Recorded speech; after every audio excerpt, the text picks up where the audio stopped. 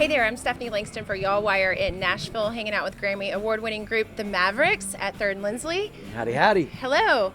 Guys, getting ready to release your first album in 7 years, and it's called In Time. I think some listeners out there might be saying it's about time. Does the name have any sort of significance with it?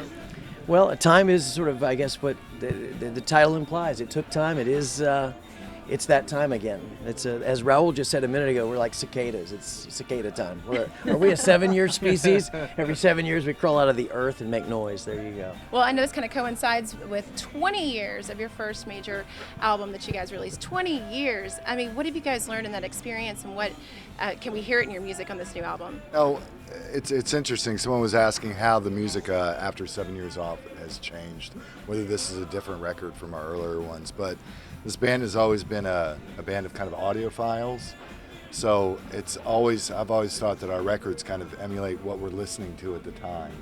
And now that we've been listening for so long, everything's getting in there. So there's definitely it's an eclectic bunch of genres that meld into what makes a Mavericks record, and I feel that that's one of the things that we've learned is to stay exactly with what we like listening to and try and emulate it.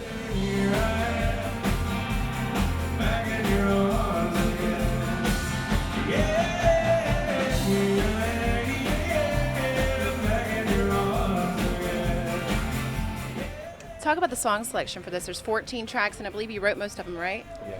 Yes, I did. Originally, when we were first talking about getting the band back together, it was going to be a summer tour, and go out and play festivals and play all the old songs and then call it a day. You know, that was pretty much the plan.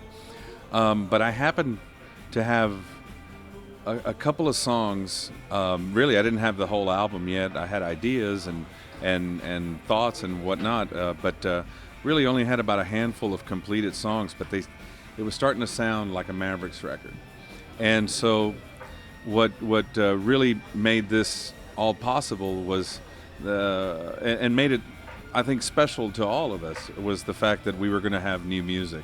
And when Big Machine came on board, and they were excited about having this Mavericks record, that really then it got serious, because it went from just doing a handful of shows and a couple of festivals to now making a new record. And I thought, okay, now we can bring the Mavericks back and do this again. When we finally got in the studio, we realized that there is a sound to the band, and when we heard it in the headphones for the first time after so many years apart, it really you're able to see it from a different perspective, you know, because now you're coming into it, you're a little older, you can appreciate it a little better for what it is, and feel comfortable talking about it.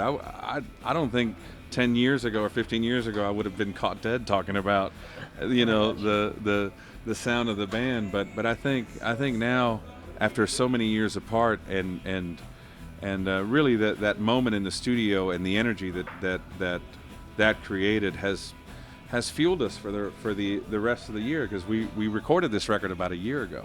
So we've been just, you know, sitting on it for a little while, and now it's getting ready to come out, and it's thrilling. It really is.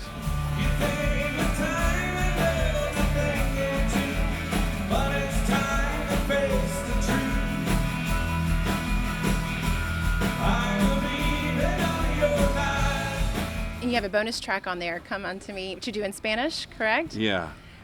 And that was recently featured on the show Nashville. Yeah. Talking about a band that's kind of been known to blur the lines of genres, how do you all feel about, you know, the show or today's country music in general?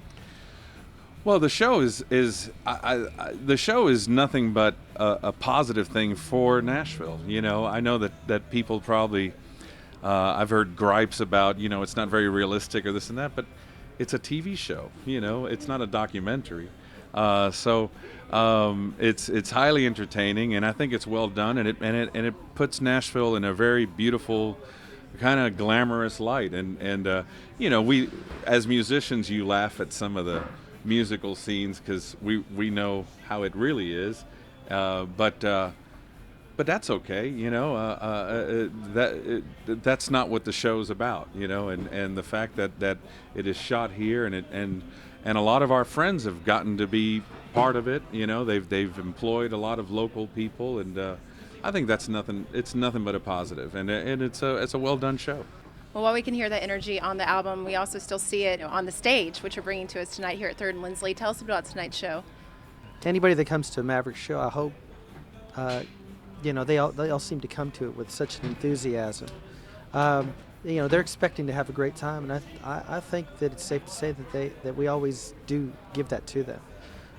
This is a show that was scheduled a while ago, and you know, our schedules were, you know, getting so, you know, having to push the record back and all these other things. But this is a show that was supposed to be done last year. It's pretty anticipated. I mean, you know, all of us living here in Nashville, looking, you know, all our friends. I mean, I've got so many friends calling me up, hey, can I get in? You know, it's a sold-out show tonight. And so there's going to be an energy here tonight, but we're ready for it. We're looking forward to it. And I think the audience is ready for it as well. So I'd say so. And you guys are going to continue to take that energy out on the road as well. You get the Opry this weekend, and then you're going to head out to Scotland as well. I do love that you brought up Scotland, not so much you know, bragging about our globe trotting, but one of the great thrills right now is we've been talking to international press people anticipating the release of the record.